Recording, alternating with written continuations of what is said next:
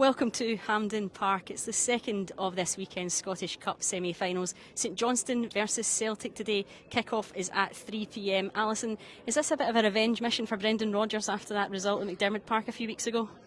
I don't know if he'll see it as revenge, given the fact it's two different competitions, but certainly I think maybe from St Johnstone's perspective, the worst thing that might have happened is in beating Celtic up at McDiarmid Park a couple of weekends ago. I think it's just a reminder to this Celtic side of what they still have to do to get over the line this season. Of course, there's a domestic treble at stake. I think you saw the response last weekend, that first game back, and I think Brendan Rodgers will be looking for a performance of that ilk again this afternoon. Do you think that will give Simo Valakari side confidence so that lightning could strike twice?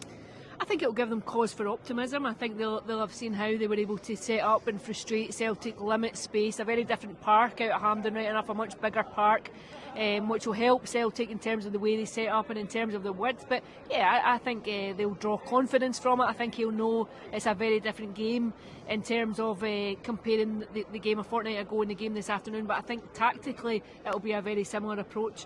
And we just had a look at the team news there. James Forrest is in from the start. What do you make of that call from Brendan Rodgers? Yeah, it's an interesting one. He could be the most decorated Celtic player of all time, eminently. I think obviously he's been frustrated by injury this season. He's maybe not featured as much as he would like over this season and last season. I think he's been a phenomenal player for Celtic. I think entirely underappreciated at points, I think, by sections of the Celtic support. But I think he came to the fore towards the latter end of the last campaign. I think just leading Celtic over the line, and I think he could be fairly instrumental this afternoon. Yeah, well, we'll be keeping you up to date with all the match action across PLZ Soccer's social media channels. It's St Johnstone versus Celtic, kick-off at 3 p.m.